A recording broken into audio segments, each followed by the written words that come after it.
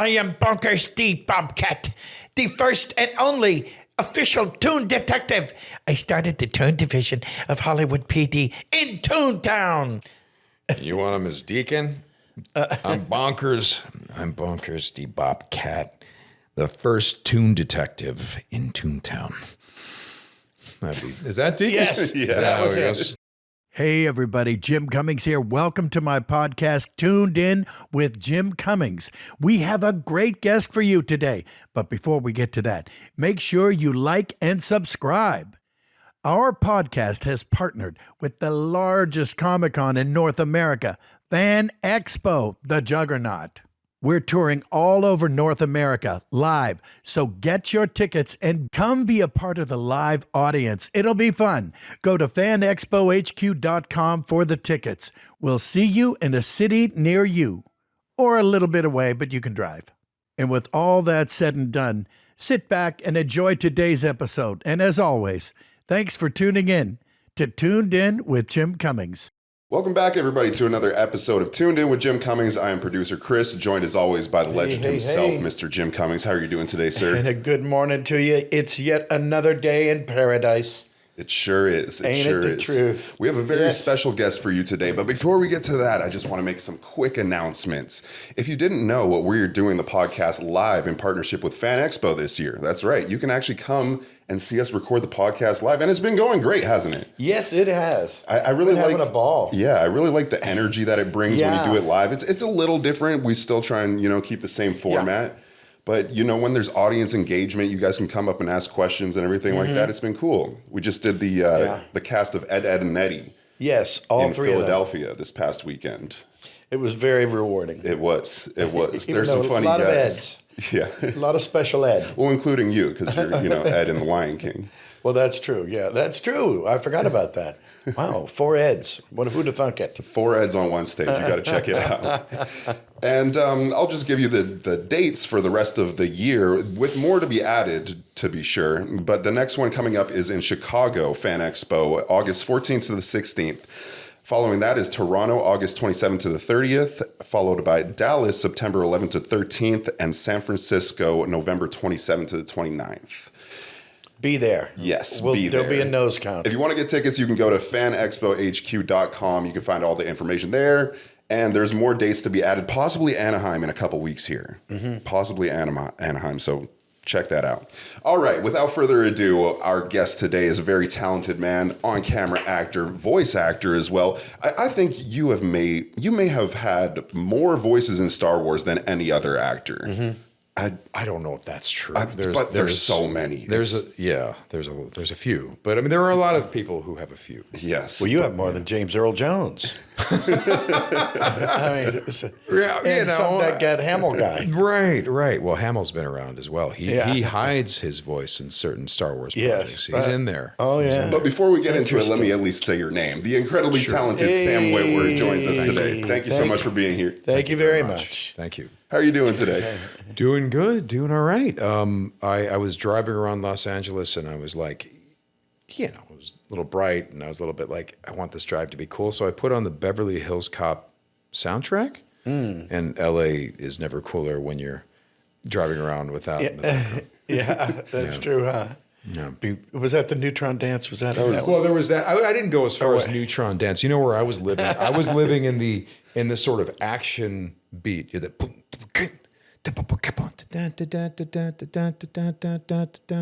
oh, okay. So like, when Eddie Murphy is sneaking around and checking like coffee grounds and all this stuff. Oh, yeah. That's what I was doing. I was running my errands, but like it was very intense and very, but cool, So, I don't know. Just trying to make LA cool. That's all. Well, it's working. Yeah, thank you. Good job, by the way. It's much cooler now that you've started this campaign. Yeah. Send your cards and letters in to Sam Witwer. Beverly Hills.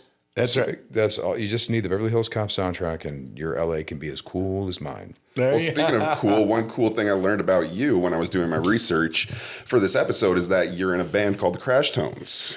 Yeah. Yeah. Maybe not as cool as Beverly Hills Cop, but yeah, it's kind of fun. What instrument do you play, or do you sing? A little bit everything. Okay. I sing, and then I play all the instruments except for drums. For that, I have a buddy named Tim Hibben who is my drummer. And so we record music when there is time. Unfortunately, there has not been a lot of time recently, but there will be. There always is, as in this business. Well, that means you're busy.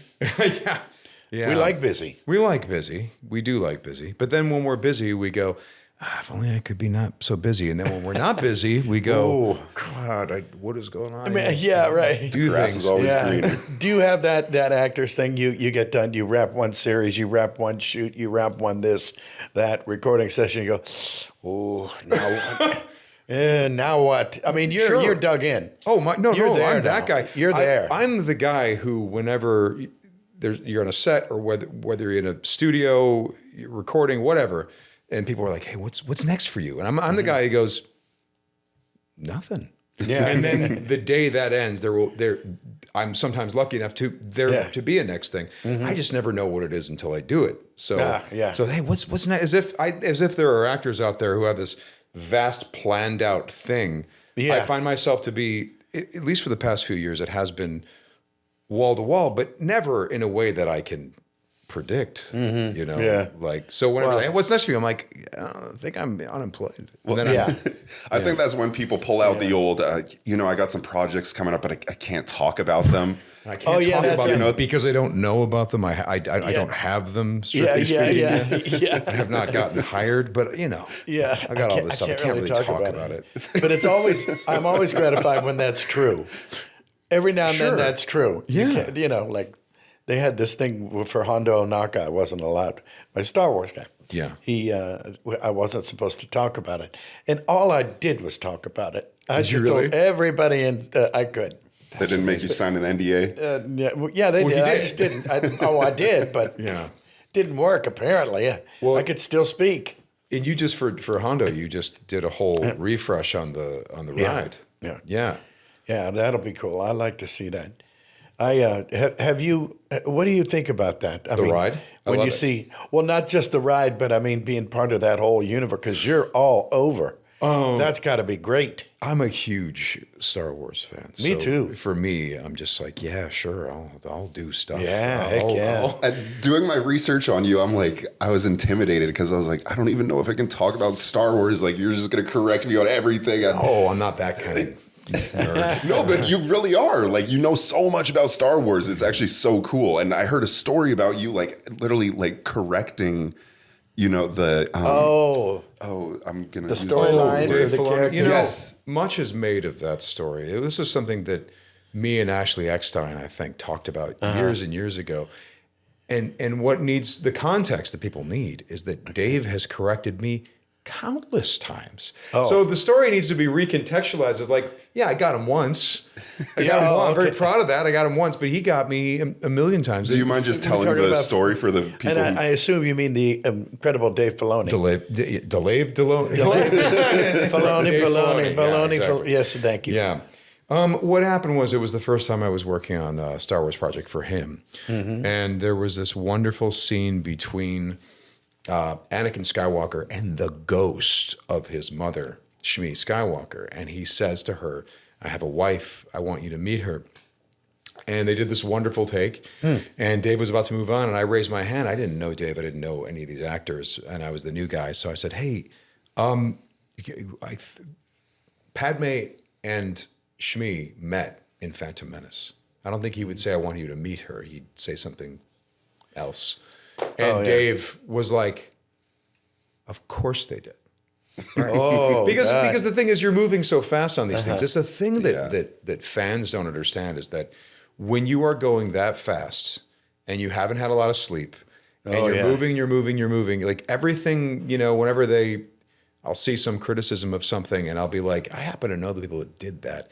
And they had no time or resources to do that. You never do. Yeah. So this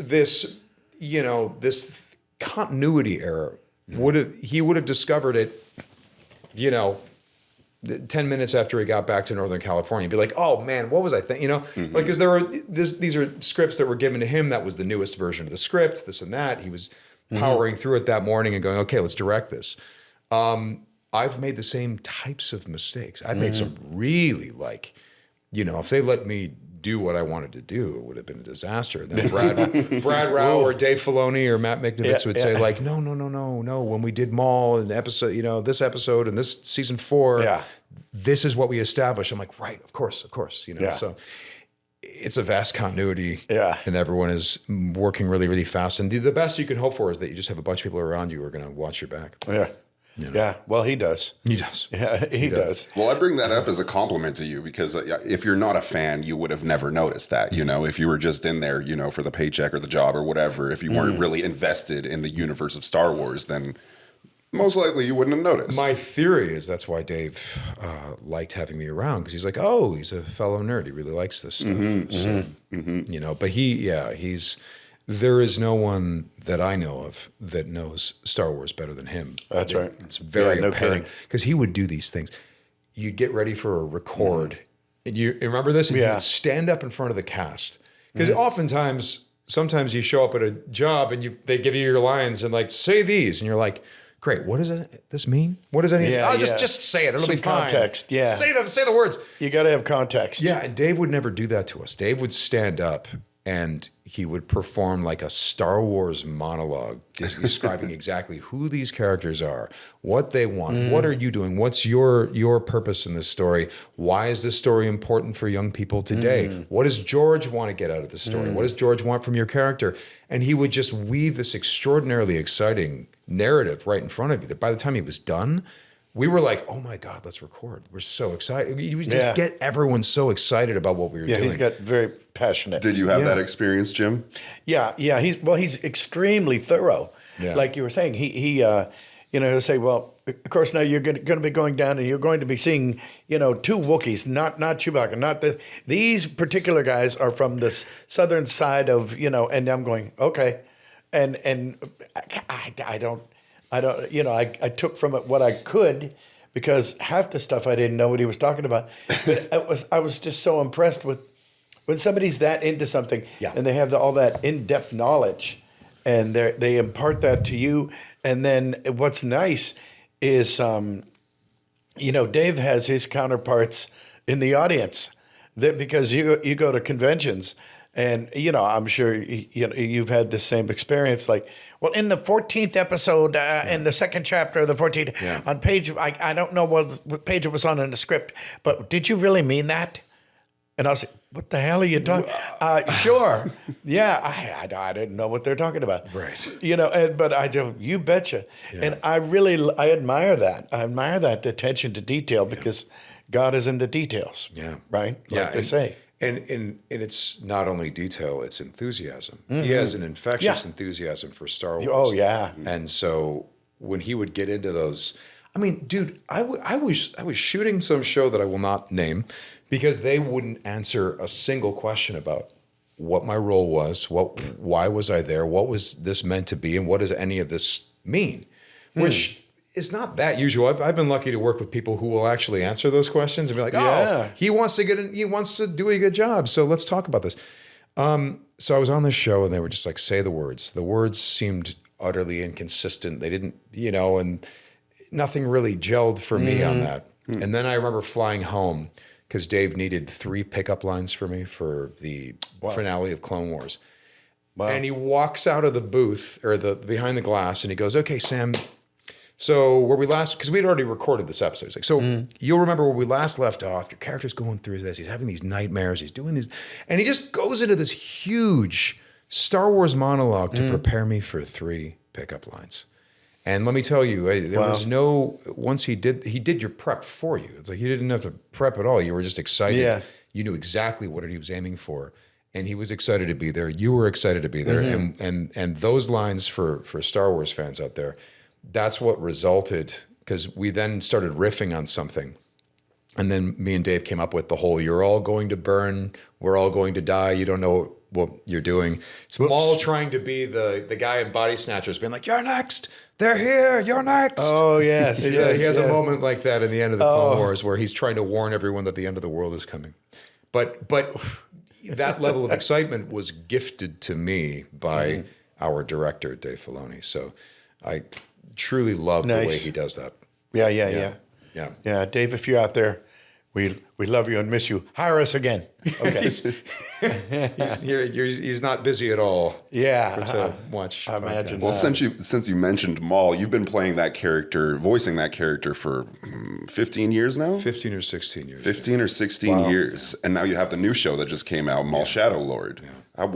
Did you bring any new aspects to this character this time around? I better have. If we're going to do him after 15, 16 years, if we're going to do him again. Yeah. Better have a lot of new aspects. You know, that's certainly what I've been aiming for the whole time, and what I hope we're continuing to aim for with this character. Nice. You know, because it's with these characters, whether it's Hondo or Maul or any of these characters, it's like you don't, unless it's a fun little cameo, you can get away with some stuff there. But if you're going to put them front and center, you'd better learn something new about them. Otherwise, why are you doing it? It's like when Hondo was with the kids in the Younglings arc. The Younglings. And you find out, That was a great this little guy's got run. a heart. This guy's, there's some empathy there. He just keeps it covered up. Yeah. And when I saw that, I was like, yes, of course. Like, it would almost not be worth having Hondo here if you weren't going to discover something surprising about the character. You know? So... Yeah, well, I'm thank you for pointing that out. Yeah, he's one of my favorite all-time guys. He's great. Did you ever have, like for me, when I read long time ago, they were sending out these breakdowns and blah blah blah, and I just remember reading for him and I thought, okay, I really want to be this guy because he's not a good guy, and he's not a bad guy. And he's right there, and he skates around in the middle there, and he's like a sort of a paladin, sort of a. Right. You know, people have compared him to Captain Jack Sparrow, which I think, I mean, not vocally, I would think, but he's a scoundrel, but he's a good scoundrel. He's self-serving. Yeah, self-serving, but still with like a good heart. You know. Yeah. He still knows what's morally right from wrong. He knows when he's Yes. doing wrong. Yeah, But he knows what he's doing self-serving, wrong, so but he does justifies it that. Exactly. But, you know, he's the kind of a guy who, there's a certain Robin Hood aspect to him. You know, yes, I am a thief. And I'm really good at it. So how about that? But on the other hand, I won't steal from your grandma. Right. I'll never forget Hondo, when Maul and Hondo had a run-in. Yeah. And they had this one wonderful line read where I had commandeered some of your men and they were working for me, and you said, "Oh, you've done this thing. Oh, you betrayed me. I'm so proud." Yeah. Yeah, it's so betrayed. It's so betrayed. Yes. I'm so proud. It's so betrayed. That's true. Yes. It's like, no, get me wrong, Yeah. but He screwed me, but he pretty good job. Right. Yeah. Oh, yeah. That's right. Very I funny. like that aspect of him. Yeah. It's kind of rewarding. And do you, when you see yourself, when you hear yourself, is there a part of you that squirms a bit in anticipation? Because I get a little of that every now and then. Of course, I've been doing it for so long, I'm okay with it. Right. But you're on camera as well. I hate being. And did you ever? You said you hate it? I hate it. You really? I do. You just? I do. I love Look, he's it. coming. I hate it. I know. I don't even want it's- to talk well, about it's true. this. No, Yeah. I love doing it. I love telling the stories. I love also using whatever tools I have at my disposal to tell the story. I don't know that I always enjoy watching it. Oh. When it comes to the vocal Well, thing, look at this guy. You look like a rock star, a soap star. Looks like And he's Superman. Sitting, and you're sitting there going, "Yeah, I really can't stand it because I mean, after all, oh, shut up and go get over it." You know. it's well, but you know, it's all kinds of things. It's maybe you don't Yeah. like something about how you look, but it's also you don't Yeah. like something about how you perform or behave, or you're like, what the hell am I doing with my hand there? What is that? You know, like, so, you know, and it's not about, with any of these things, it's not about having control for me over the craft. It's just, I then have to confront, what did I want to do versus what did I actually do? And the good news, and the thing I always tell my friends is, I'm like, the audience doesn't know what you want to do. They only know what you did. So if they enjoyed it and you got it done, mission accomplished, put it away. However, it is hard to, I am confronted with that every time. You're like, I was going for that. But was the story told? Was it sort of told. Okay, it's told. Okay, I'll move on. I'll move on. Yeah. You know. Yeah. So it's that. But with the vocal thing, I think Maul is so far away from my speaking voice that I almost don't recognize him. So I could watch Maul, and maybe enjoy it more. Just be as a fan, just be like, oh look, it's Darth Maul. I like that character. Oh yeah, that's So- great. Can you give us a little for the kids at home? We meet again, Hondo. Yes, we do. Yes. Thank you for using my character's name in there. No problem. No problem. The characters are so interesting. Yeah. What was it like to see Hondo as an animatronic figure? Yeah, wow, that's a good question. You know, I remember doing it, and I've told this before. They invited me over to Imagineering, Disney Imagineering, and they're just kind of walking me through this incredible storyboard, and it looked like what they do for a movie. Yeah. And I go, and I said, so I was told that this is all on spec and you're not doing, but look, you did all this big rigmarole just for on spec. And he goes, Wait. On explain that. What? yeah. And that's what he said. And I forget who I was with, but he said, oh no, it's halfway done. It's already under construction. It's being built as we speak. And I go, and you're trying to convince me to do it? You couldn't let me. I would pay you to do this. Right. Couldn't tear me away. You couldn't, and they think that they're pitching you. It's like, you're not pitching me. I'm dying to do this. We can go, shall we? Do you tell them that, or do you? Keep Yes. It? I always I like just to did. play my cards close to my chest and be like, "Wow, that's really interesting." Yeah. Because I think you're on the right track there. That's Yeah. Keep up the good work. I'll let you know. Yeah, internally, I'm just losing my Yeah. mind. Well, I figure I'll let my agent do the hard arm. Yeah. The hard bargaining stuff. Right. Yeah, unbelievable. That's. Did you ever? I mean, I remember. How old was I? I guess I was a teenager when Star Wars first came out. Right. You know, and I just thought it was the coolest damn thing in the world because it was the coolest damn thing in the world. Yeah. You know, and to finish growing up and now growing old, but and to be involved in it is just a kind of a dream come true. And there's a distinction also. Look, any Star Wars, I think, is because there's a lineage at that company that comes from George. So many of the people that we've worked with were trained by George, and so many of the people that work on these things, Dave Filoni, trained by George, but not only him, so many people at that company went to the Lucasfilm Film School with George. But what is interesting, what is fun, is that the animation division of Lucasfilm, that was created by George. So it became the moment he did that, it became a core part of Star Wars. And the fact that it is still a core part of Star Wars is so incredible. Lucasfilm Animation has been around for 20 years now. And so we definitely have the fun distinction of having served under George Lucas on his animated show. I just saw this video, and I wish they'd made more of these public because they have tons of this footage. And it was George Lucas. Someone was interviewing him, and we'd all seen interviews with George Lucas. He goes, "Well, Han Solo is on Hoth, and he's trying to figure out how to get the Falcon out." And he'll talk about something that happens in the movie. And It's a good impression. Yeah. I saw him discussing. He's like, "Well, you have to understand that Ventress, being a Night Sister, comes from the planet Dathomir, and that's a planet of witches, and the male-female hierarchy is a different type of thing. They control the magic and the force there, and then the brother of Darth Maul." And he goes into all these details about the Clone Wars, and I'm like, why didn't they put more of this out there? Because he was so involved in all those stories. Hondo is an interesting guy because, I don't know if you ever knew this, when they played the Youngling arc, they cut together the episodes into one. Were you there in the theater when they watched it with the kids? Oh, with the kids? Oh, I don't think so. There was a presentation at one of the Star Wars celebrations, and they cut together the Youngling arc into a movie. And they actually just went to anyone that had small kids and said, "You're invited to an event. You're invited to an event." And they played it. And no one knows this. This is not of record, but I know this. George hid in the back watching it with the kids. How cool is that?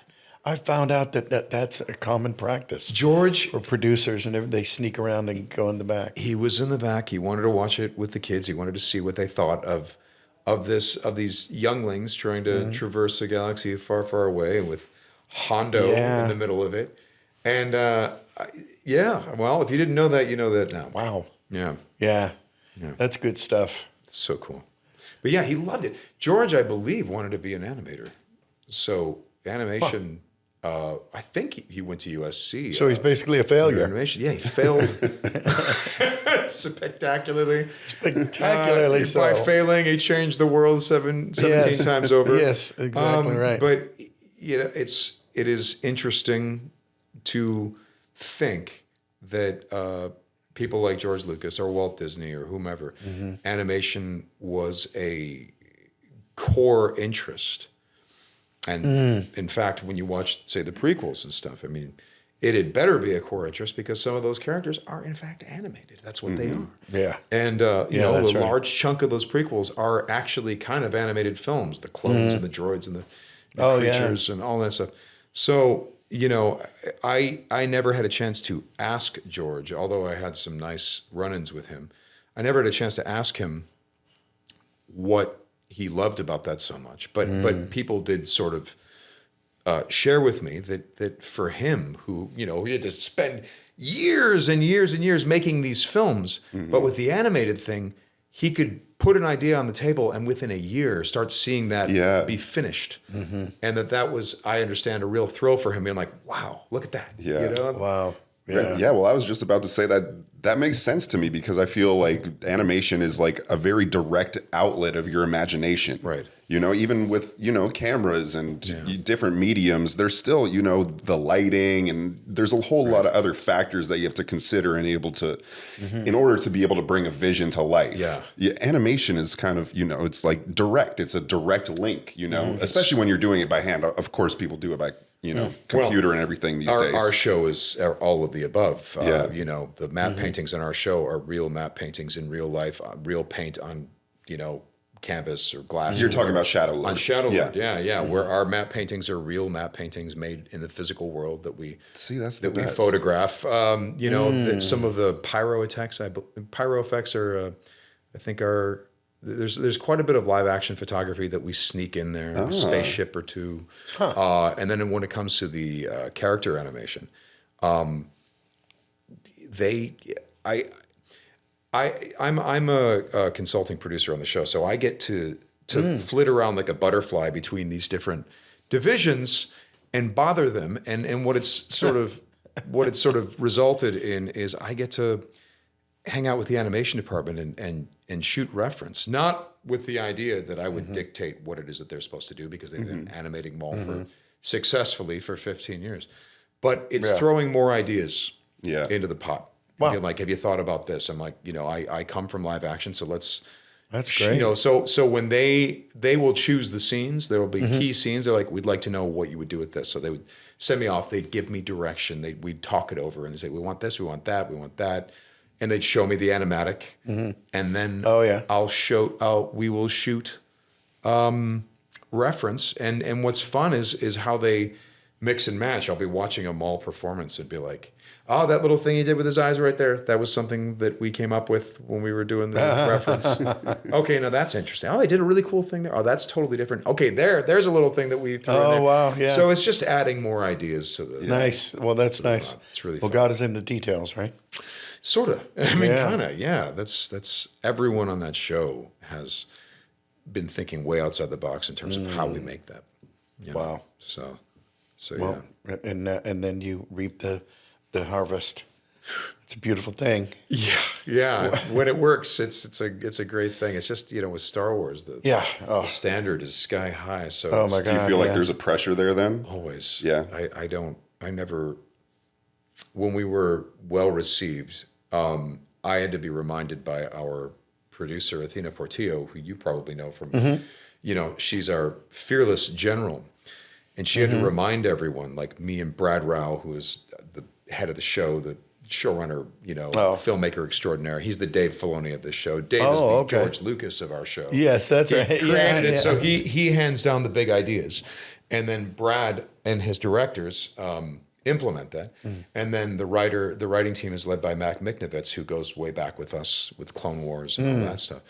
But Athena, who's, a nuclear powered producer, she had to tell us, and certainly tell me more than once. She's like, "Hey, Sam, we're airing, and I understand we're still working on stuff. Put it away. Enjoy this. Have fun with the fact that people are having fun with this." And she had to tell me that a few times. She's like, "This is a special thing. Enjoy it. Put your worries aside, and then let's get back to work some days after we do that." Yeah. So, but for me, if left to my own devices, I would have just brooded the whole time. I would have been like, what do we have to do now in season 2? Yeah. Did you ever get that message in your career? I mean, with so many successful characters, you've voiced so many, hundreds of characters. Did you ever have a chance to just like kind of sit back and be like, yeah, I'm enjoying this now? Or was it always just one after another, let's look at the next thing? Yeah, it's a little of both. It's a little of both. And the thing that kind of turns it around, see, like guys like me, us, we spend our lives mostly alone in recording studios. And of course, with COVID, forget it. But there'd be a producer, there's the writer, there's the producer, and recording engineer. So you don't get the feedback. You don't get that. It's not like you're in a play, and so because you get that automatic feedback, and that's why that's another thing I like about going to conventions. You can see people come up to in the third episode of the Mask when you played the Swedish organ grinder. It's so nice to know that there is an impact out there because you don't get it. You don't get, and it's because when you're in a play or something like that, instant feedback. Oh, they laughed. Oh, that was great. Oh, now they're crying, and you don't get that. With animation or for that matter, TV. In general, you do it. You go home. Do you find filming on set boring?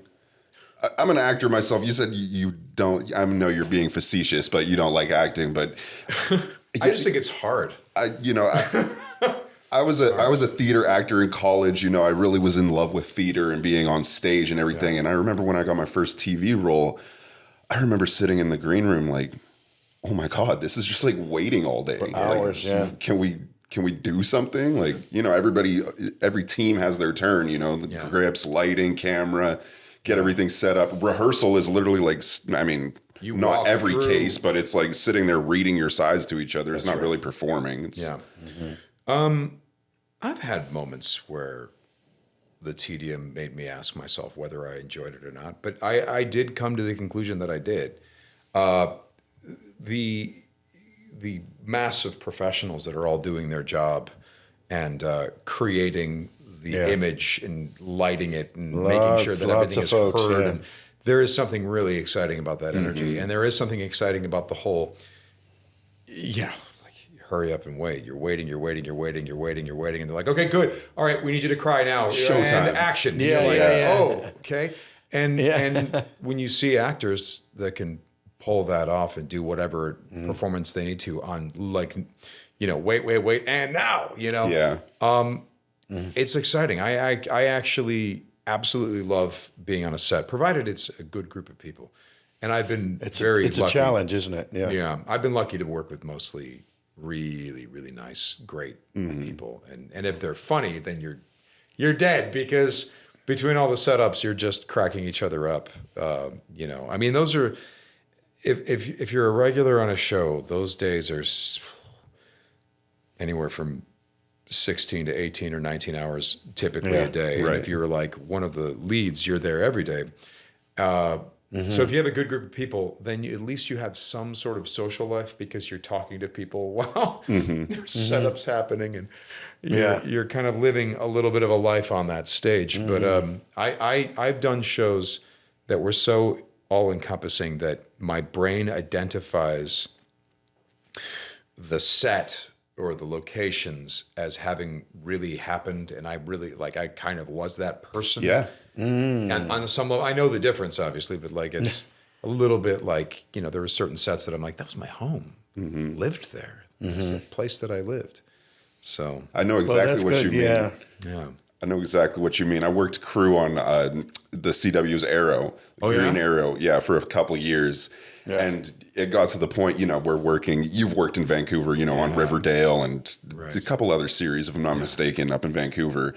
And everybody knows each other up there. And just to what you were saying, it becomes such like a family. Like it's like a work family, but you're there literally, all day. All day. Like you go home, you sleep, and then you're back. Yeah. And we used to refer to, today we're in Felicity's apartment. It's not stage A3, it's like we're in Felicity's apartment. Yeah. And then it just kind of like, it's that blending of what you're fantasizing, imagining, and what's real. Very attached to those spaces, So we, and on this one show I did called Being Human, our set, not to spoil it for anyone that watches the show, but at the end, the place burns down.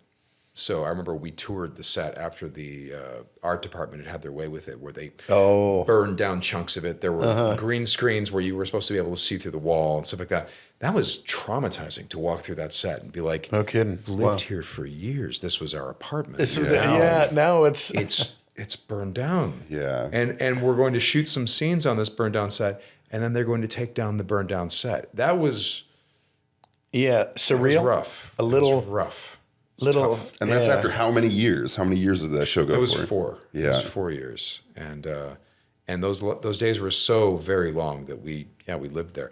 They did let us take home pieces of the set. I have a chair that was very proudly featured in the show, and that chair is mine now. So that's great. Yeah. It's not burned down though. No, they took it out. It's not a big pile of ash. I think they put some wood there to represent it. They left it alone. They didn't burn it down. Yeah. But I do love the live action stuff. What I don't love, I just don't love it, is being on the road all the time. I don't love that. That's why I veered more heavily toward voiceover and other entertainment jobs, because I met a dog, and that dog was like, bro, you travel too much. This dog showed up. I moved into my house 11 years ago, and this dog turned up in my backyard 2 months after I moved in. And suddenly, and this was, the plan was, I'll foster this dog or whatever. But I fell in love with him very quickly. It took me a while to admit how in love with him I was. And he's like, he was this American Bulldog boxer pit bull mix, or perhaps he was an Alapaha Bulldog. We don't really know. It's depending on the DNA test. I have no idea what his history was, but his effect on my life was he just took command in a very real sense. That this dog, he claimed my house. He made me completely reconceive of my life, being like, hey, you've done all the traveling, been in any city but where you live, which is just what I did for, I don't know, a better part of 20 years. And he's like, don't you think it's kind of cool to be here in one place, waking up in the same house, drinking your coffee, and have a little kibble, being with my dog, Yeah. And he, suddenly it was more important to me to see his face every morning. Now, I did do a few jobs where I was gone at one point, better part of a year. But the part that sucked about it is I'm like, I'd rather be home with my dog. Yeah. And then he rescued another dog. So then I had 2 dogs, and then eventually 3 dogs. Like this guy, this guy made all the calls. So you had a menagerie. Right. So for me, it reconceived of my work-life balance, really. And so what I unabashedly don't like about film and TV is we don't do it here anymore. If it was here and I could go home to my dogs, that'd be great. Yeah. Then I'd be like, I'm going to pursue the hell out of it. But the fact that I've lived in Vancouver on, I think, 3 separate occasions. I've lived in Montreal. I've shot in every city conceivable. I'm tired of it. I'm tired of all that travel. Yeah.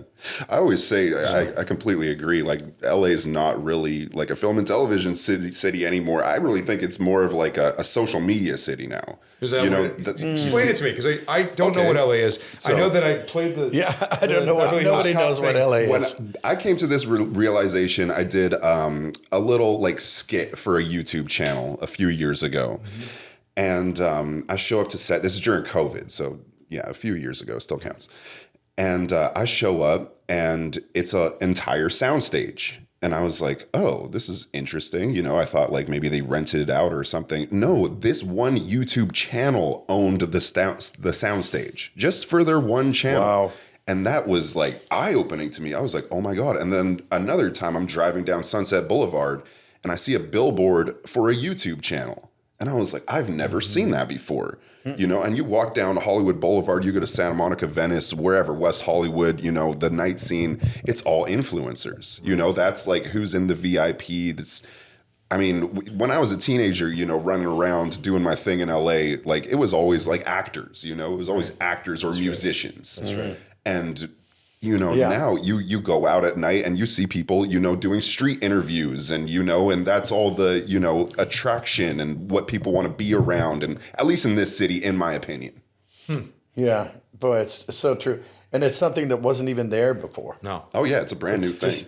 I mean, everybody's diving in. Everybody and their dog has a podcast. But then even, you know, even further, how I say I don't really think it's a film and television city anymore is because the only real things that film here are like the massive budget things, you know, with the A-listers, either that or indie, you know, very indie. And the cost of the permits to film, you know, to be able to use any kind of recognizable area in LA is just astronomical. And so a lot of the times, you know, the indie guys are doing it guerrilla style, getting what they can, you know, to try and put in a film festival or whatever. And then, you know, obviously you still have, you know, the shows like, what's that Steve Carell show where they're on the news? The Office? No. No. It's like The Morning Report. The Morning Report with a girl from Friends. I'm drawing such a blank. We're doing great. It's all right because it's Steve Carell and the girl from Friends. Okay, her Aniston. Yes, Jennifer Aniston. Yeah, they filmed that. Like, that's what I'm saying. Good for them. I'm glad someone is shooting here. I mean, like, I'm kind of deeply resentful about it at this point because it's like when I first. But I moved here for this. Isn't that it? Whack. This is what we're talking about. Like we flew in and we saw blankets of Where'd you smog go? over the city. Right. And we put up with the time that it took. And then the city cleared up and the smog went away, but so did the movies. What the? I mean, Coincidenza? Dude. Maybe movies make smog.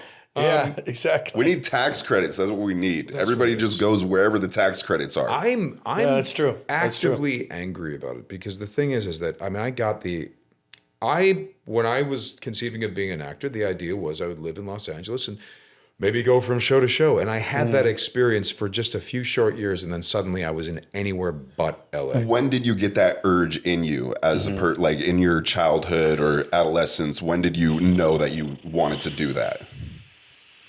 I did plays and stuff when I was in high school, but I never took it seriously. I was always like, it's for fun.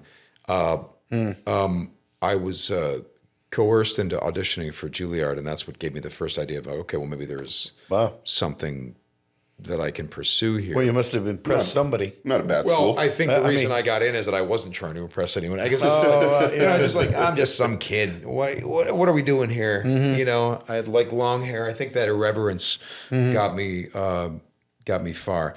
But you know, when I eventually was like, after I was invited to leave Juilliard after 2 year, and I accepted their invite. You were invited to leave. I was invited to leave, and I accepted. Yes. I had to go to Chicago and seek out camera classes because I knew that I didn't know a damn thing about acting in front of a camera. And that's when I was like, yeah, I want to go to LA. I want to. Really, my ambition was to just like, maybe I can guest on a bunch of different shows. That was all I thought might happen. And that took me a while, but I started living that life, and it was great. I was, you know, affordable rent, and you would get a job, and you'd go like, dude, I just paid 3 months rent with this job and expenses and utilities. I just bought myself 3 more months of auditioning for the next job. Or then maybe the next job, you're like, oh my God, that was 3 or 4 or 5 more months rent, but also this show airs all the time. I'm going to get residuals that are going to keep me alive a little bit longer. And just kept stringing hope to hope to hope. I think it sucks that there's no central location where actors can do that anymore. I think that. Yeah. I also think that the city's become ridiculously expensive, and so You are right about that. yeah, so when you say like, oh, it's really a social media city, I'm like, tell me about what LA is, because like I said, I'm playing the Beverly Hills Cop soundtrack just to try to give it some shape, just to try to define what it is for myself. Is it this? Is it? Well, Jim, I think you've said the same thing about voiceover as well. You know, it's you know, I mean, we've had so many people on this podcast alone where, you know, we're all talking about recording, you know, just all in this area in Burbank. You know, you guys are sharing memories of studios that you all used to see each Thank other God it's in. here, by the way. But yeah, still voiceover. Cross paths. But I mean, voiceover has also moved in a very similar direction where, you know, it's like a give and take, you know, it broadens the opportunity for people outside of LA, you know, to be able to participate in this industry. What, you know, you can audition from wherever, you can record voices from wherever. Yeah. But also it increases the amount of competition, right? Yes, I agree. But you know, I remember, you know, I had this place in Missouri, and I couldn't spend much time there because there was no ISDN line. There was no recording facilities there. Well, now you can just carry around an attaché case or a gym bag, and there's your studio. Right. So you know, I'll take it. I love that part. Would you rather be in Missouri or? Yes. Well, it was a lot of fun. Well, it was this big, huge acreage, and there's 3 lakes and a lot of fish and a lot of deer. And where the deer and the antelope play, they're playing there. And so, you know, that was just kind of heavenly. We're actually stopped in for a visit just recently, and it was very rewarding. You know, there's a lot of life out. See, the thing is about California is the weather. Yeah. I mean, my gosh. Is that why people come here? Is the weather? I think, it's why they stay. Someone else said that to me. Yeah, it's why they stay. And all you have to do is, like, I'm born and raised in Youngstown, Ohio. If all I need to do to reaffirm my love for California is to go to Youngstown, Ohio in January. So you hate winters? Well, I get it. But if you're not skiing in it, what's the point? I mean, you know, make one snowman. Got it. Got that out of the way. Maybe a snow angel. Maybe a snow angel. But only if you fall down. Right. And you're already on the ground, so you might as well make one. You're there. You might as well make it work. Yeah. But no, I like to visit snow. I don't like snow to visit me. Interesting. See, So I become a weather snob, I guess. I don't know. I grew up in a suburb of Chicago, so I know. Oh, well, you understand the concept. But weirdly, and tell me if I'm out of my mind. You're out of your mind. But also tell me if I'm wrong about this. I kind of miss it. I miss seasons. Yeah. You know? Now, I do miss the seasons. You know, spring and fall. Oh, my God. You got to love it, yeah. Incredible. Yeah. And I bet you did the same thing.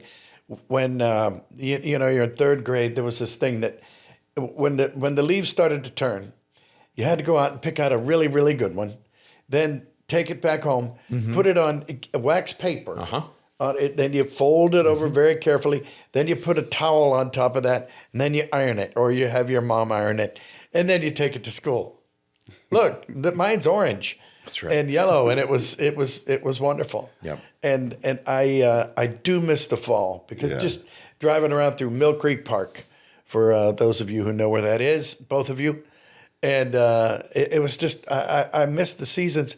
I just don't want to be forced to sit in snow all day. Right. Yeah. That's all. Well, when I moved here as a kid, it was a culture shock to me to not have seasons. Yeah, I grew up in Vancouver. Oh, you have seasons. Right on. And when I first moved here, I remember telling one of my friends, I was like, I didn't know this place was a desert. And they started laughing. Yeah. And they were like, this isn't a desert. Like, look at all the, the trees and the grass. And I was like, that's all irrigated. Like, that's not naturally growing. Yeah, that's and true. the other thing that culture shocked me was the Christmas lights with like no weather. It was like sunny and like people putting Christmas lights and snowmen out on their, I was just like, that's kind of weird. Like, why are you putting a snowman up? Like, there's no snow here. I grew up in sort of John Hughes territory. That's where Where's he that? shot. Well, he went to a high school called Glenbrook North in Northbrook, and I was one town over, Glenbrook South in Glenview. And so, and I knew a lot of the kids that, our high schools were sister high schools.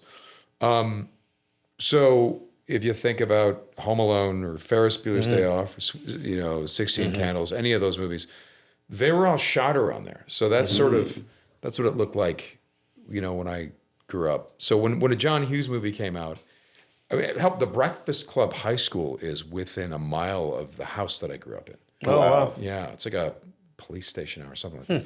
But it's you'd see those movies and I'm like, yeah, that's life. That's how it goes. Yeah.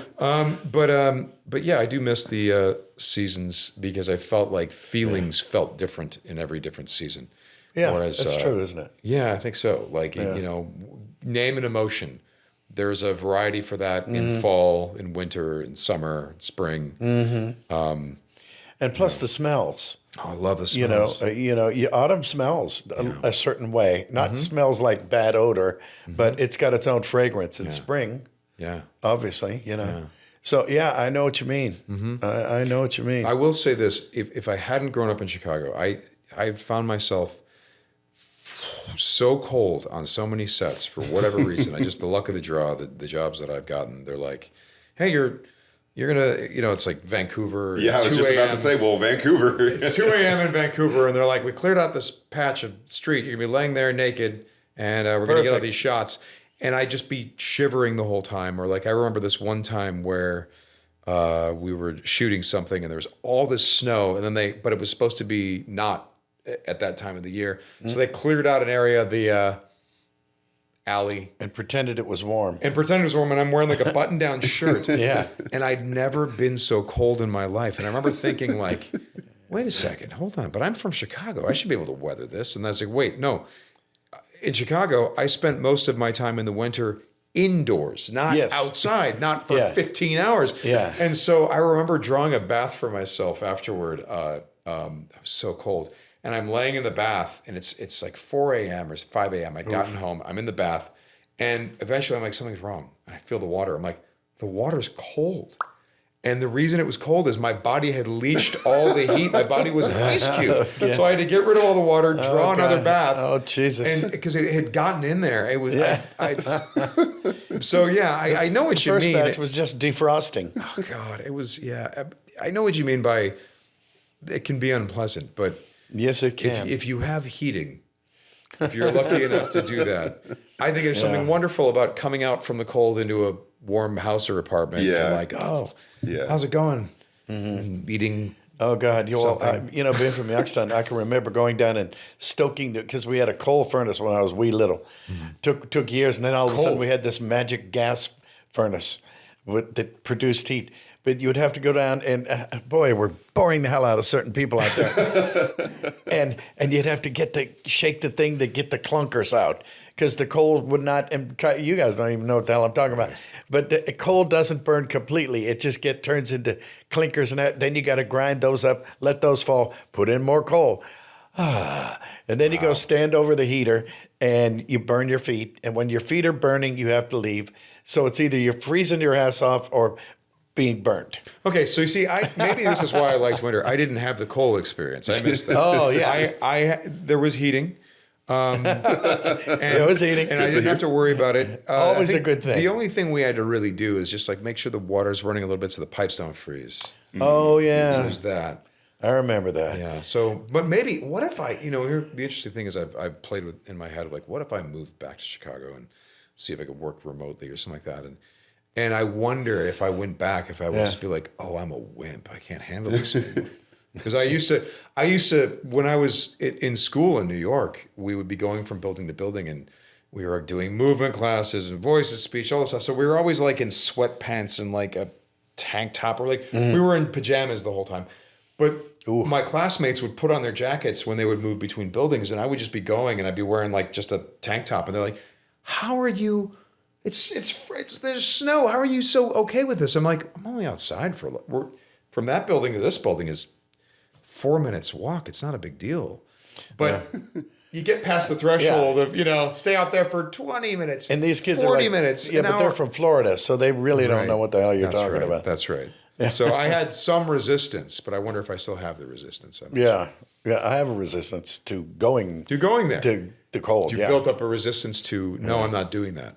Yeah, yes, that's absolutely. Good. Well, we've talked about voiceover. We've talked about on-camera work. Another aspect of performance that you're familiar with is motion capture, which is kind of new to this whole, entertainment industry. Yeah. And you did a great job on Days Gone. Oh, thank you. Yes, very good game. Underrated game, in my opinion. I'll tell you, we talk about cons and stuff like that. That game broke through. So many people want to talk about that game. So whatever the media narrative is,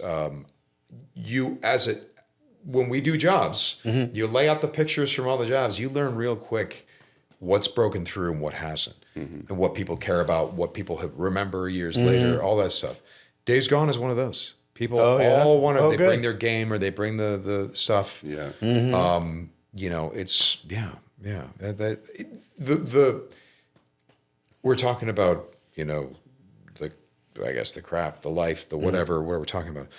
I think if there's one thing I'd love to bring up is the fact that all of those performers in that game, if you look on IMDb, their voice credits, and it's like, well, that's not the totality of what they did. We shot all of that, right? We shot for 4 years, and those performers all delivered really, really good everything performances. Their faces, their everything. They're wearing a helmet with a camera on your face. Yeah, you got the dots on the suit, and you have a microphone. So, sorry to interrupt. Was that your first experience with motion capture? Performance capture. Yeah. It is not. I don't remember No. I guess my first experience with that type of thing would have been The Force Unleashed, Star Wars. Oh, there you go. In 2007.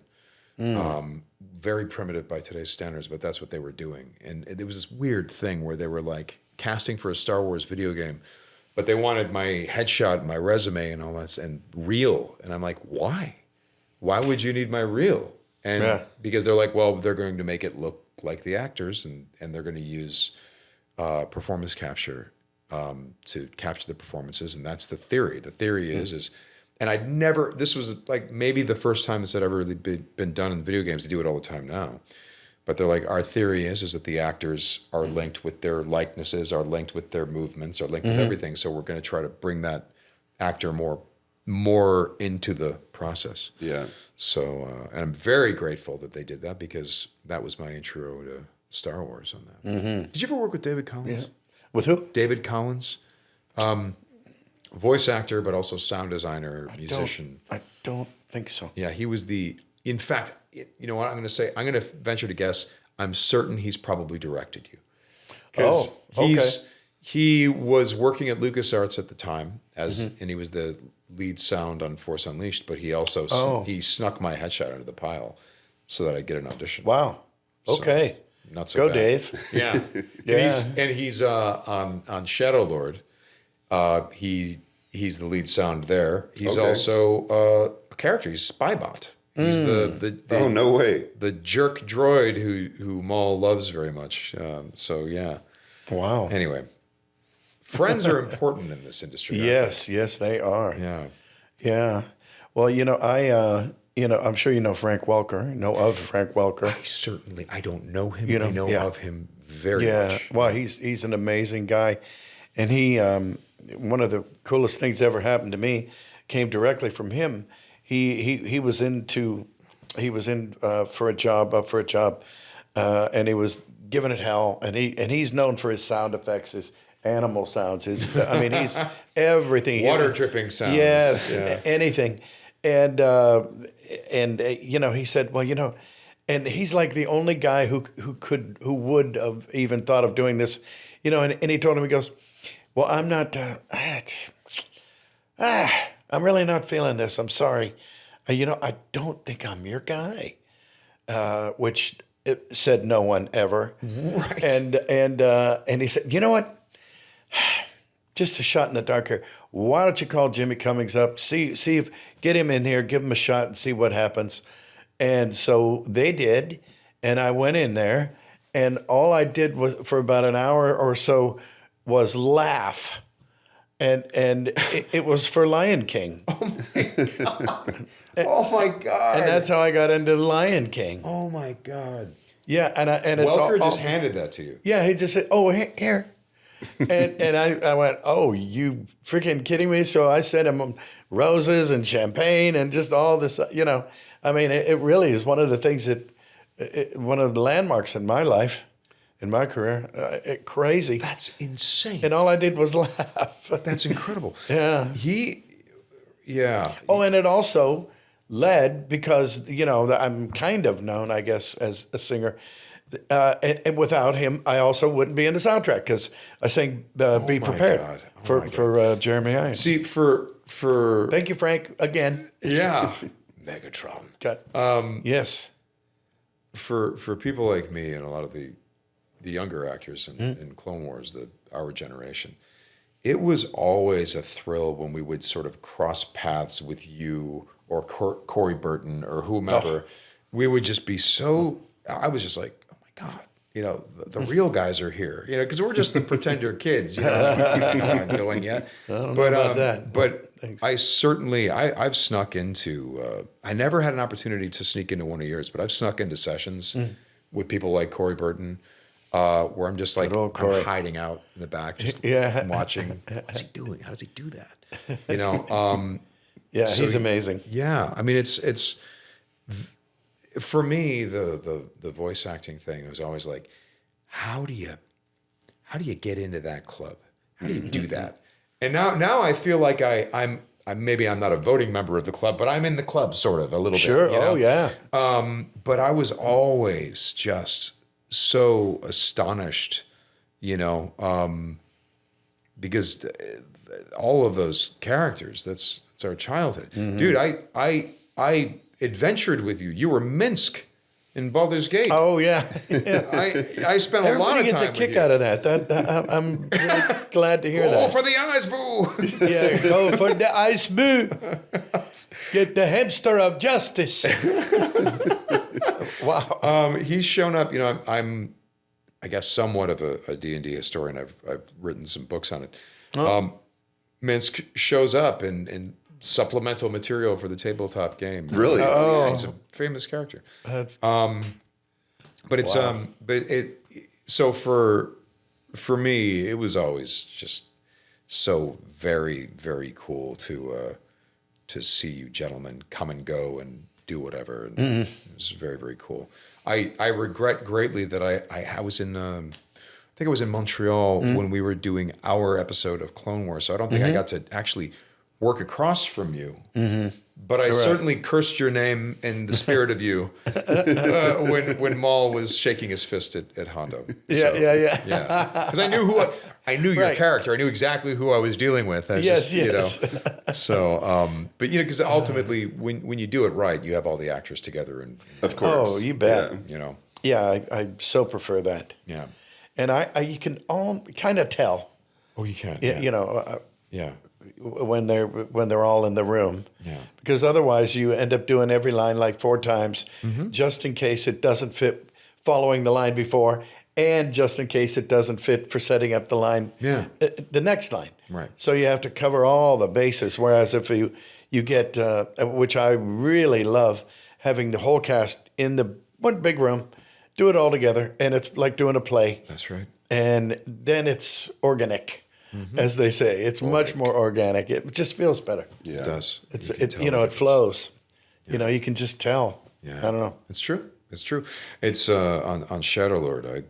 I just basically, I'm like, we cannot be doing these scenes. I need Gideon there to work off of. Otherwise, I have no idea where this scene's going to go. You know. So and what's interesting with Shadow Lord, because sometimes we have a bunch of live action actors in it, and people are flying all over the world, and can't always get people even connected remotely. So I end up being just the reader. I know I'm in all of the sessions, so I know exactly what that actor did. So I try to do an approximation of what that actor did for some other actor and stuff like that. But it's, you know, there's no comparison from when you can have the actors all working together in the room. Did you guys get the opportunity to do ensemble for Shadow Lord? Some of it. When we didn't, I tried to make up for it with reading with the other actors. But we did at times, you know, get to do that. Yeah, I'm excited. I haven't seen it yet, but I'm excited to check it out. I hope you like it. We made it with the intention of, maybe you don't know Star Wars. That's okay. We got you. We'll explain our version of Star Wars to you.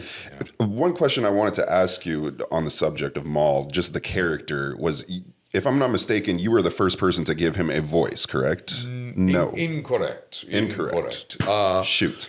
He was voiced by Peter Serafinowicz and very well, by the way, in Star Wars Episode 1, The Phantom Menace. He had 3 lines. There was... I don't remember him talking in that. Yes, my master. He did that. There was... Yes, my man. It was yes, my man. No, he has one. No, there was one line where he, Tatooine is sparsely populated. If the trace was correct, I will find them quickly, master. Oh. At last we will reveal ourselves to the Jedi. At last we will have revenge. It's the way that he did it. Peter, your check's in the mail. So he that was the building block.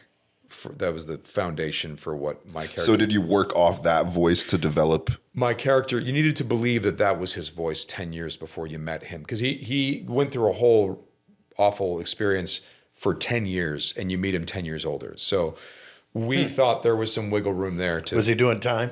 He basically, yeah. Doing dirt nap time. He was doing some serious time. Yeah. So hard time. Couple of squat. So there needed to be a sense that was his voice when he was a young man.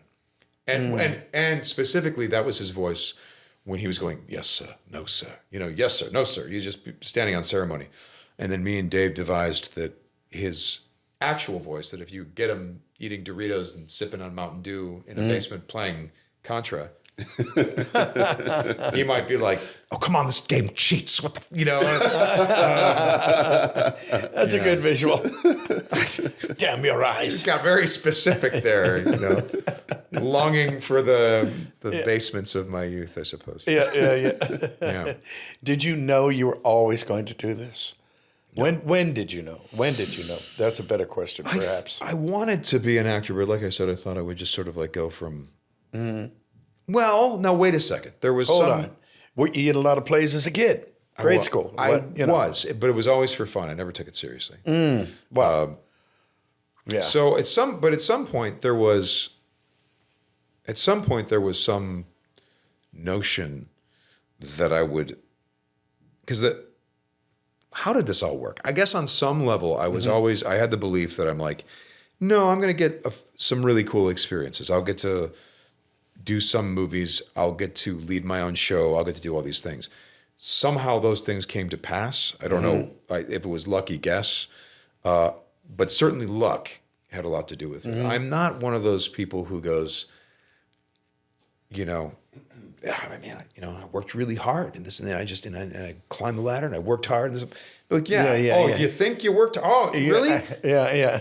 Oh, because they didn't work hard. No, everyone works hard. Everyone who gets anywhere works hard. It's just that some people work hard and then also get to be lucky.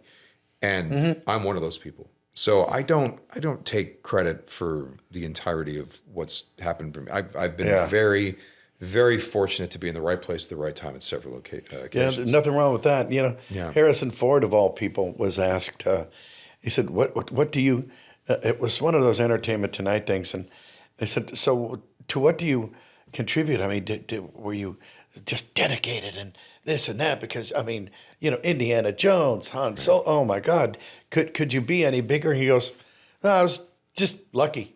I was just He said, lucky. what? Yeah, Yeah. that's how he said it. I was just lucky. I was in the right place at the right time. I was That's a good one. That's building awesome. a trellis, and Jordan at the casting office, and George said, "Hey, Harrison, you want to read for Han Solo?" And I'm like, "What the hell is that?"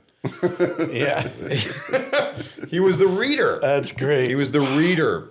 Yeah. So Mark What? Hamill, Carrie Fisher, and Kurt Russell, and a whole bunch of people came in to read for the role, including Wow. I think Walken and I think Pacino might have even read for it. No way. And Oh my God, there's a Lucas- skit. Yeah, right. There's a skit for you.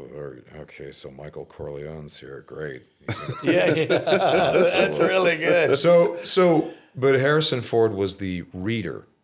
I And, did not know that. And it was after a few seconds, or I guess after he'd been reading with various people, they're like, we should pair him up with a group of his own. Because Lucas wanted to hire a group. These three actors work really well together. These three actors work really well together. These three actors work well together. And then he paired Harrison up with Carrie Fisher and Mark Hamill, which is, seemed to have worked out. Might be onto The something. rest is history. But it's That rings a bell. fascinating Wow. that that's the way they did it. And, and they really, those three actors just had their territory, yeah. And all three of them, speaking of what we're talking about today, had extraordinary vocal mechanisms. And you can't tell me that Harrison Ford, even though he was born with this amazing mechanism, you see what he does with it. You're like, no, that guy knows exactly what he's doing with his voice. He knows what, there's never a moment where you don't understand Harrison Ford, Shall we take the professor in the back and plug him into the hyperdrive? He's, and then Mark Hamill, Yeah. gifted. Oh, yeah. Great ear, extraordinary. Really good ear. And Luke Skywalker's vocal performance is totally underrated because he goes from, but I was about to take the power converters. He goes from Oh my that. God, that's the line I always think of. Yeah. It was in my head. Yeah. That's how she power converters. So you go from that vocal performance to The Joker. I'm not afraid. You will be. And he's sort of halfway. He's springboarded from that Luke. This oh, you bet I could. I'm not such a bad pilot and stuff. We don't have to sit here and listen to this. Goes from that to I'm not looking for a friend. I'm looking for a Jedi master. A little bit of the kid, but that's different. That's an older guy right there. He's been fighting in the war for a few years. And then you go to Return of the Jedi. Oh, yeah. And he goes, soon I'll be dead. And you with me. Saying to the Emperor, announcing like, your overconfidence is your weakness. And you're just like, this is a guy who knows exactly what he's doing in terms of the trajectory of the character, the performance, the physical performance, the voice. And then, of course, you have Carrie Fisher, who has one of the most epic voices in cinema history. Just like, who sounds like that? She just had this extraordinary depth and gravitas to her voice, and yet she was also, so charismatic, soft at times, very, very driven at times. The natural leader of the three. So that's much true. of that was just how those actors use their voices. And I have this thing with actors where I'm like, if you can't do a halfway decent, it doesn't matter who you are, if just a regular person on the street, you'd be like, do Christopher Walken. They'd be like, well, it's crazy, or they would do some approximation and they would say it's crazy. Wow. Yeah, it starts off like that. But it always starts in the same place. But if you, the FBI is going to pay me to learn how to surf. Like if you can't do an impression of an actor, even a bad one, it's possible that that's not a very interesting actor. It's possible. There are exceptions, people who've got something really crazy going on here or whatever. Yeah. But I mean, Marty Feldman eyes. That's right. Maybe not that much, but Maybe not that one. A little too much character. Right, but no, maybe just the right amount. Yeah. But actors who have interesting voices, they give you something that solidifies them in your brain, and they bring character to it, which is again, unfortunately, a little bit. We've swayed too far into the ultra naturalistic world in terms of film and TV. Yeah. Because I can't tell you how many times Yeah. I've What do you I've mean kind by of boring. that? Well, There's no John Waynes out there, or or yeah, right. They're like, Walkins. just be, man, just be, and then so people are just saying lines like this, and then everyone turns on the subtitles because they're just talking like this, and there's no real voice, and there's no real ability, And how I was trained by my voice and speech teacher for 2 years was, don't think of it as you're putting on a voice to put on a voice. Oh, God, don't yes. think of it that way. Right, think of it right. as you really need to get that person to understand you right now. You need them to, whatever it is you're trying to get them to do, you're trying to convince them of something. You're trying to express something that's really important to you. And that's why your character's voice sounds like that. That's what that is. And so I was always, speaking of being human, the character's voice is not my own. I'm like, no, I think he expresses himself like this, and I did it the way that I did it. But I wish we had more latitude to do that in film and TV. Where's the James Cagneys of today? They don't exist. Boy. Where's, Wait, I thought that was you. Wait a minute. Yeah. Hold on. But it's there's so much possible that you could do with film and TV. There's so much, and because they want it to be so naturalistic, which, hey, look, go ahead, do that. That's great. But does everything have to be like that? Orson Welles. There was this great interview I saw with Orson Welles, or maybe I heard it from Orson Welles, and you remember when he did the War of the Worlds thing? Oh, yes. So he did this thing. He did a radio play of War of the Worlds, and they played it like, the humanity, the tripods of light. They did a sort of fake news reporting Walter of Winchell aliens, or whoever that was. yeah, of aliens landing and Flash. attacking the Earth. Yes. And it was so well done that it created hysteria. People thought they were listening to the radio, and there were news reports of aliens attacking the planet Earth. And so there are these wonderful, these wonderful interviews with Orson Welles where I'm sorry, it wasn't our intention to create a hysteria. And you can see that he's sitting there. You can see that the guy inside him is going, "This is so ridiculous." Yeah. Guys, we said it was. And he really got a kick out of it doing it, probably. Yeah, but it was like we said it was a radio play. There were even like little station breaks where we called it the War of the Worlds, and that's an H.G. Wells thing. And okay, so a bunch of people. So you could see that he's really trying to feign as if he's really sorry that people were so upset. And well, it certainly wasn't our intention. And we were just trying to. And it's the young Orson Welles. The older Orson Welles. Yes. The younger Orson Welles. We know a remote farm. Yeah, let me tell you something. Yes. And that was what we did. No, this is the younger Orson Welles and stuff like that. And at some point, the mask falls. He gets fed up. I'm so sorry. I'm so very, very apologetic. And they're like, well, aren't you worried, Mr. Welles, that when you perform that it could be mistaken for real life? Are you worried that it could be mistaken for real life? And he's like, well, I should hope not. He got angry. I should hope not. I should hope that nothing that I do could ever be mistaken for real life, because people live real lives. They have they go to their jobs, they have the same thing and this and that. What we're trying to do is something extraordinary, something that couldn't happen in real life, something that is so extraordinary that it's meant to be put in front of you as a dramatic work because it happened. What we're creating is something absolutely above and beyond heightened that is worth telling a story about. So if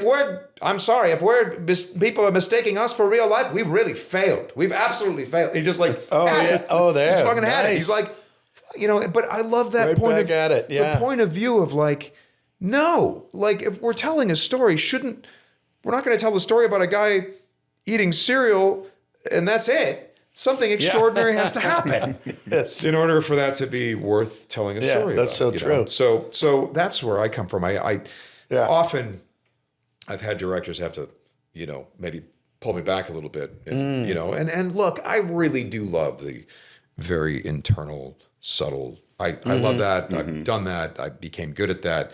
But I'll tell you what I'd like to do is like Look at Christopher Lloyd's career. Look at what he did. Yeah. Yeah. You know, like Back to the Future, right? Oh, the yeah. word is, and we've heard interviews. I've even talked to a couple of the people that were the leads of that, and essentially, what Eric Stoltz was cast as Marty McFly, Right. and what was he God. doing? Well, he was playing it very serious, very real. Like, oh my God, I'm trapped out of time. And then he's surrounded by performances like, oh, hey, Biff, hey, guys, Christmas. Oh, why do you keep following me around? And, hey, butthead, and, and, Yeah. oh, Marty, we got to do this, idiot, Miles Brown. Yeah. Then it's like, if that's the world you're living Yeah. in, yes, you can be the everyman. Yes, you can be kind of smaller, but you better keep the laughs going. You better keep the interest and the spark of this alive. You don't want to in your throw it into performance. neutral in the middle of a scene. You don't want to be a black hole of energy, you know? And I suspect, not that I was there, but I suspect that was the difference in style that caused them to go, we got to get Somebody Michael J. else, Fox. yeah. So I miss that type of thing. And we get that. One of the things I like about voiceover is we get that in voiceover. When we did Darth Maul for the solo show, Yeah. I remember Ron Howard, and rightly so. He said, "Okay, so you're, the voice for Maul. It's a little out there. And I'm like, "It is," but I think that it's also Star Wars. And he goes, "Interesting." He's like, "So, do you think we do it any different for this movie?" I'm like, "Look, I don't think so. I think we do it the same way." Now, mind you. And I said, "This is what I'll grant you," because what we had me record the voice, then Ray Park went and he shot lip syncing me, and then we recorded the voice again over that, and when we recorded the voice, it all felt right, and I was expressive and stuff like that. Then when we shot with Ray, he's like, "I feel like it's a little too much." I'm like, "I'll tell you why it's too much if you don't mind, Ron. It's because Ray is really," he was like, putting in all this physical stuff that was great, by the way. It was really good. Oh, yeah, but I'm like, he's something. if he's going to go that far and move and this and that and do all that, then I need gotta to match anchor that it. juice. Well, I got to match the juice, but I have to anchor it. Yeah. It's like Patrick Stewart, right? Sitting there talking like this, Patrick Stewart, the first beauty of any Starfleet officer is to the truth. That works better if he's still and the voice does the work, right? But if he's going, the first duty of any Starfleet officer, it's too much. Right. Yeah, it's Dos Mucho for sure. However, there are also other actors who do it opposite. They're just like kind of talking like this. And they're just fucking, I can't believe that you're doing, because their voice is now anchoring it. Whereas Patrick Stewart, he's completely still, and he tells, "I will tell you exactly what we're doing. Make it so, Yes. So with the Ray Park thing, the only thing I did different was I'm like, no, if Ray is, the more physical Ray is being, I will anchor it by keeping the voice steady. If he but I'm like, but originally there was another, they reshot it. There was, originally Ray was perfectly still. Oh. So when he was perfectly still, I took my voice in different directions and I did this to keep it buoyant. Then when he was less still, I kept it here. So That's incredible. I'm curious as an actor myself, how much script analysis do you do to get to these points? I'm a little bit of a nerd for this stuff. There's, and I'm the first guy, like on Shadow Lord, when we're watching a cut, I am the first guy to go, I played this whole thing wrong. Let me ADR it. I played the whole thing wrong. It should be, now that we're seeing it, it should be this. Wow. Yeah. I'm the first guy to do that. Anyway. Yeah, well, you're not alone with that one. Yeah? You think, oh, God. Oh, jeez. You think, and then you're guilty. I mean, if you think about it, there's 3 or 4 ways that any given line, any given scene can go and still work. Yeah. Mm-hmm. It's just that, and I've over the years, I've discovered that it's not that I could have done it differently and it would have been better. It's just that you could have done it differently and just as good, maybe a little better. But hindsight is 20/20. Yeah. Well, in my case, I feel like I've saved the show from some bad performances of mine. Legitimately, where I'm like, I don't think that works. Yeah. He's a tough character to nail, especially when he's kind of like the central force of the show. But you're right. No, you're right. Yeah. Most of the time, you're like, no, it's good. It works. Yeah. We're not the people to ask, but I guess. And if everybody else is okay. The director is okay. The writer is okay. The audience is okay. Let it go. You know what? Okay. Let it go. Yeah. Yeah, exactly. I guess that's all I needed anyway. That's right. That's what you were looking for. Yeah. Yeah. Yeah, but I wanted you to love it for this reason. Wow. Well, for me, it's never about like, oh, I wanted a certain thing. It's more like, okay, I'll give you an example. In Shadow Lord, I'm gonna call myself out here. There's this whole thing in episode 2 where he's talking to this character named Devin. Devin is a young Jedi Padawan. He's been living a very hard life, and Maul comes in going, "I see that you're struggling, and I offer to train you. I offer to help you." And he has these wonderful lines like, "You're operating under the premise that I'm somehow the villain here, but it's not as simple as good and evil. How can I prove to you that we're on the same side?" And That's a hell of a line. it is. And the way that we did it the first time, this is absolutely wrong. Absolutely wrong. Okay. I'll do it for you. Are you ready? Okay, get ready for the wrong. You're operating under the premise that I'm somehow the villain here, but it is not as simple as good and evil.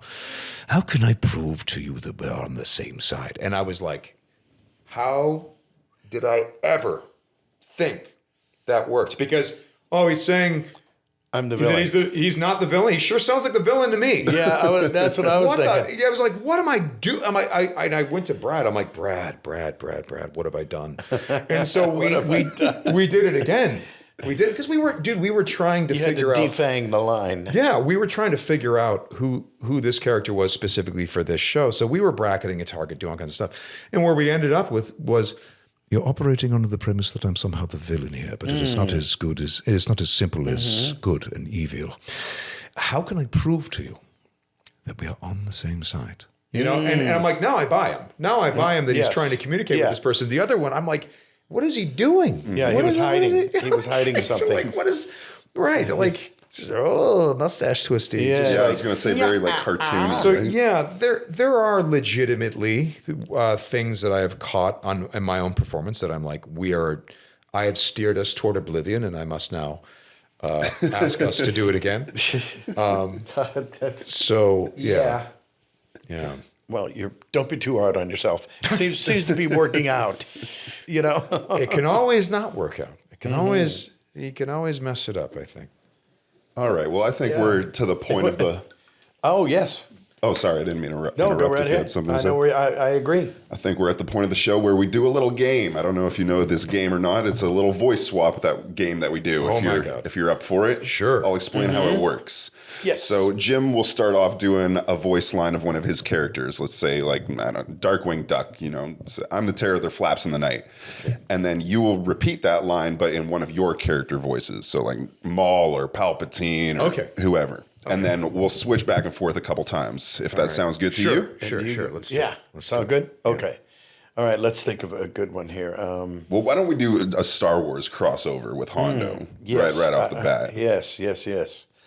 All right. Here's a Hondo for you. I may not be as young as I once was, but I'm older. Okay, here we go. I may not be as young as I once was, but I'm older. Wow, that was some good cackle work. Yeah, thank you. You've cackled before. I grew up on Transformers, man. Megatron, Frank Welker. Yes, yeah, that's true. That's How true. old is Palpatine? Palpatine's Oh, he's up there. he's what? Yeah. He is. Hundreds, right? He's 53. No, he's God, Palpatine, that's a good question. Has he used the power of the Force to bring his life unnatural length? I don't know. I'm not sure. Yeah, and I always, Palpatine. There's a what is it? Palpitating. I've often thought that George Lucas names his characters after maladies. Oh, sure. Han Solo, or Maul. flying all by himself. Yeah, Maul. He's got Maul built right into it. And Darth Vader sounds. The first time I heard it, I was Dark Invader. What's his name? I mean, subconsciously, I think we get those. He never said this, but I've always thought that the Sith names were mockeries of who they once were. For example, Count Dooku. Count Dooku. Yes. He's this refined man. Yes. And he's a political leader, and he says that he wants everything to work out for his people and all this stuff. And Palpatine goes, "No, you're Darth Tyrannus. Darth Tyrannus. You're a tyrant, actually. Yes. Screw you." Sure. Darth Maul Yes. wishes to be this sophisticated, like, no, I'm well read, I'm very smart, I'm educated. And he's like, "No, you're a Maul, you're a weapon. Go and be a weapon. You're a sledgehammer." I don't need you to be all of that. And he does, but he's like, yeah, but screw you also. There's Darth Vader is the saddest one. He goes, You are the Dark Father, and you have no children because your wife died. That's what he's doing.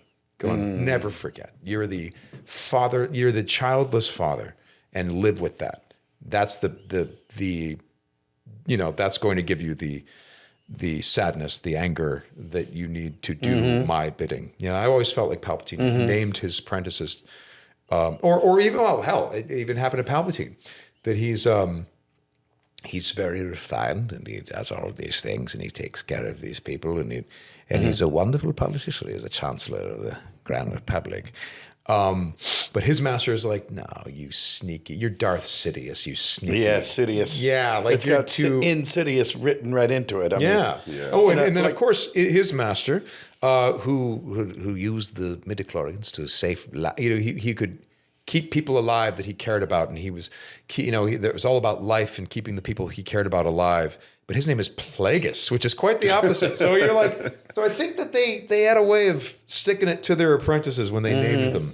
I think it's that, Can we do another voice swap here? Yes. Yeah, give me one of your characters, one of your lines, and one of my characters, one of my lines. Okay, all right. I was robbed of my destiny by the Jedi, by Obi-Wan Kenobi. I was robbed of my destiny by the Jedi, by Obi-Wan Kenobi. That weasel. The woozle. That's terrific. That's terrific. Don't bother. okay. That really works. I think you have the job, man. You want to come in and, please. Winnie the Pooh and the Anti-Pooh. Oh my God, that would be Oh brilliant. my God. There you go. Well, do we have another one? I don't know. Should we do one more? Yeah, let's do one more. Who's like a mumbling character of yours? Because I'm going to ask you to do Deacon St. John. Deacon St. John. And I feel like a very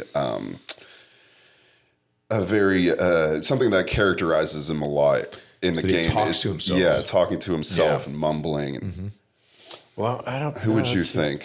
I don't know if I had any true mumblers. I mean, Ed, all he did was laugh. Yeah, But that's not. Well. What about Taz? Taz kind of. Taz. He doesn't mumble, but he fumbles. Yeah. Well, I can't see. Yeah, but It's Taz hard, though. it's a hard quote. Yeah, he doesn't. He's not really quotable. He's like, Taz like water. What about Bonkers? Like when he gets caught up in like a frenzy, he kind of stammers. Yeah, and whatnot. that's true. That's true. Oh gosh, he doesn't really have he didn't have a good catchphrase. It's always good to have a good catchphrase. Oh, Bonkers the Bobcat, original Toon Detective, isn't that one of them? Yeah, that could be. Yeah, that's here we go. I am Bonkers the Bobcat, the first and only official Toon detective. I started the Toon division of Hollywood PD in Toontown. Now you'll never be able to remember that, and I won't either. But I am Bonkers D. Bobcat, the first Toon detective in Toontown. D Bobcat? Bonkers D. It stands for D. You want him as Deacon? I'm Bonkers D. Bobcat, the first Toon detective in Toontown. Is that Deacon? Yes. Is Yeah, that was it. Yeah, that's kind of like that. Was that Deacon me? St. John. Well, yeah. Yeah. One of my favorite things about this podcast and watching people do not only their voices but impressions is always just the physical transformation of getting Yeah. into a voice, like how you shift it you and gotta- everything. you gotta It's sit, just you gotta. it's always so cool to see. With the PCAP stuff, so you're standing there looking like a complete bozo. Yes. And I remember the director, he said to me, he's like, don't stand like that. I'm like, why?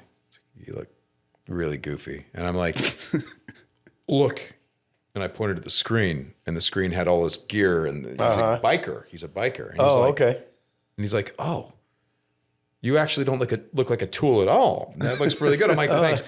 I'm just going to try to not be self-conscious while I'm dressed like a, wrapped in a spandex suit trying to be a biker.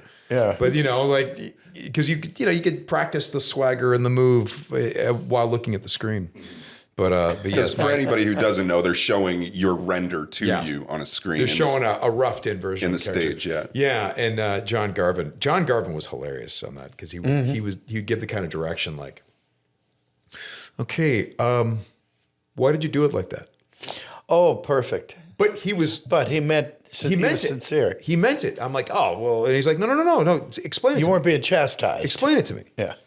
And then we would talk. He's like, okay, interesting. I think I need you to do it like that, but bring a little bit of that into that and do it like that on this line. And I'm like, oh. So we had a really successful working relationship on that. At That's first, great. though, that really matters, doesn't it? yeah, he's so great. That guy was great. And at first, though, he would, when I was trying to find Deacon's voice, he was like, I sort of did him like this. And he's like, what's with the John Wayne thing? And he's like, get rid of it. He's like, I don't know, figure something else out. So I actually started just kind of copying him because he's from Oregon. It was supposed to take place in Oregon. So I sort of took my voice and kind of copied his dialect, his hard R's and his, anyway. It was fun. Oregon. I didn't even know they had an accent up there. I just thought they were cold. Yeah, It's gorgeous out there. that's true. That's true. Yeah. Oh, man. Very cool, man. Well, thank you so much for being here. Really appreciate it. This is really fun. Really, really fun. Can you let people know where to follow you? S Witwer 1 on Instagram. And Number one or O-N-E? just one. Number one. No, okay. S No more. Witwer 1 on Instagram and I think Sam Witwer on Twitter. Something like that. You're not a fan of yourself? You don't clock in? Okay. Yeah, that's what I do. Yeah. Understood. I don't like that guy. Yeah, understood. Yeah. What am I doing? Yeah. What? Yeah. Yeah. And of course, go watch Maul Shadow Lord out now. The whole season's out The now, whole right? season's out. Yeah. Yeah. Yeah. So Wow. That's exciting stuff. Incredible. Anything coming up that we can look forward to? what did we learn about me? No. I mean, actually, there are some things, but who knows? Who knows how they go? And, a friend of mine, he goes, he's like, unless you're eating off the craft service table, you don't know if you have a job. Yeah. Even then. Yeah, even then. That's right. Even then, they might just cut your part. Yeah, that's right. Yeah. I've felt that before. Yeah. Yeah. Oh, well, thank you so much. Thank so you. much Thanks for being having here. me, man. Really fun. appreciate it. Gentlemen. Absolutely. Sam Witwer, ladies and gentlemen. Thank you. And thank you guys all out there for watching. Really appreciate you guys as well. I mean, I say this every episode, but this podcast really couldn't happen without you guys. So true. If you, like I said at the beginning, if you guys want to come and check out the podcast live, we're doing a partnership with Fan Expo this year. We have I think we have 5 shows left. Hold on, I'm going to pull it up really quick just to reiterate where we're going to be. Yes. Yes, the next live podcast that we're doing will be in Chicago, Fan Expo Chicago, August 14th to the 16th, followed by Toronto, August 27th to the 30th, Dallas, September 11th to the 13th, and San Francisco, November 27th to the 29th. And they're still adding dates. I know Anaheim is up in the air for a couple weeks from now, and we have some good guests coming on as well. Yes, we do. We've got a lot of good episodes coming out for you guys. I believe Chicago Fan Expo, I don't want to jinx it, but there's a good chance that we'll be interviewing Mr. T in Chicago live. So that will be pretty cool. Don't make us pity you. And be sure, YouTube's a weird website. It's literally possible to be watching this video right now. If you're not subscribed, it could never be recommended to you ever again. It's bizarre. So if you don't want that to happen, be sure to like and subscribe. It helps us. It helps you find more content like this. And if you like it so much, Good news. We're on Patreon as well. Tuned In with Jim Cummings on Patreon. You can find bonus episodes. Why do I sound weird? You can find bonus episodes that are not aired anywhere else. You get extended interviews, a whole bunch of good stuff, contests, giveaways, all that good stuff. So be sure to check us out there. And with all that said and done, once again, I am producer Chris, the legend himself, Mr. Jim Cummings. Thank you, sir. Thank you. And thank you again so much, Sam Witwer, for being here. Thanks a lot. We will see you in the next one. Boom. Thank you, gentlemen. That was great. Thank you. This was great.